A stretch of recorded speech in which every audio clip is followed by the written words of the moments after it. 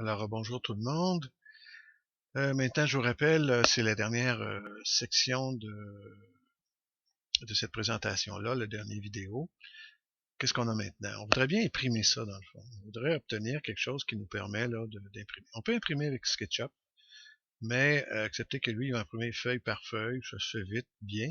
Mais si on veut obtenir quelque chose, mettons deux figures sur la même feuille, ça va être difficile. Puis une autre particularité, c'est que on affiche style d'arrêt, arrêt arrière, ça là, on veut les veut du côté face, on les veut du côté, on va les mettre là. OK. Affichage, style d'arrêt, arrêt arrière, face. Non, on voudrait les lignes pointillées, on les veut sur le côté aussi. Ben, ils apparaîtront pas lorsqu'on va faire imprimer. Ça apparaît juste sur l'écran. Donc, comment on va faire ça? Donc, en plus de ça, on va plutôt prendre une photo de cette image-là, puis qu'on va le transporter. Mais une des problématiques, ça c'est gris. Si c'est gris, là, ça sera pas tellement beau. Une des façons de faire, là, c'est un peu complexe. Il faut savoir. Fenêtre, on s'en va dans style, on s'en va dans édition, on s'en va dans arrière-plan. On pèse sur arrière-plan et on met ça en TSL. TSL, le T on le met à 0, le S on le met à 0, et puis le L on le met à 100, on fait OK. Et voilà, c'est blanc en arrière. L'arrière-plan est blanc et c'est ça qu'on veut. On va fermer ça. Ici, dans un premier temps, ici, on veut pas avoir les lignes pointillées dans la chose ISO. C'est plus ou moins beau. Donc, l'affichage, on style les arêtes, on va enlever les arêtes arrière. OK? Et on va exporter ce dessin-là. Pour ce faire, on fait Fichier, Exporter, Graphique 2D. OK? Et on va mettre cabane oiseau. Je l'avais déjà fait fait qu'on va le mettre là. Exporter et on va le remplacer oui. OK? On va aller vers la face. Mais la face, elle, on veut que l'affichage se fasse avec le style d'arrêt. On veut en arrêt arrière. OK? Donc, il faut voir la ligne pointillée. On va fichier, exporter, graphique 2D. C'est la cabane oiseau face qu'on veut. On avait déjà fait une. Exporter. Je vais la remplacer. OK. Côté. Bon, on va laisser les lignes pointillées, on les veut. Fichier, exporter, graphique 2D, la cabane oiseau côté, exporter. OK.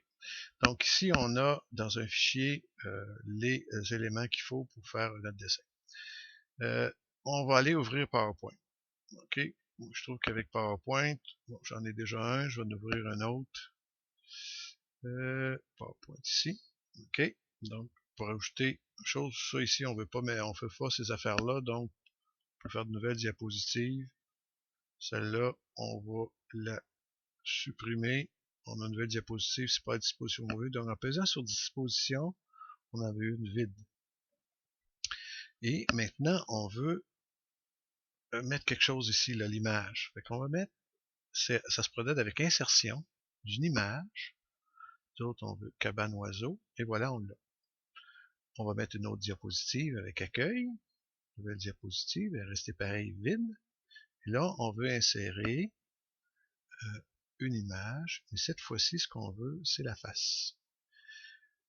Là, ce qu'on regarde, par exemple, c'est que l'image qu'elle a pris, là, c'est tout ça. Ça veut dire que si on met une autre image on insère une autre image, là, il y en a une qui va cacher l'autre. Donc là-dedans, on va la diminuer de grandeur. Pour ce faire, lorsqu'elle est sélectionnée, okay, lorsque je sélectionne, j'ai quelque chose qui s'appelle format, quelque chose qui s'appelle renier.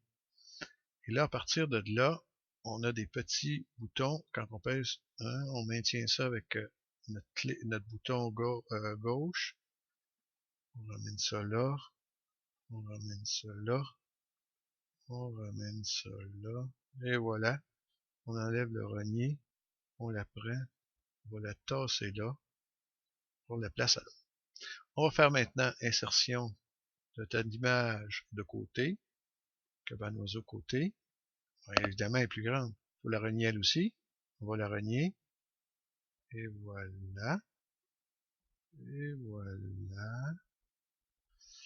Et voilà. Et comme ça. On enlève le renier, on peut la prendre, on la déplace.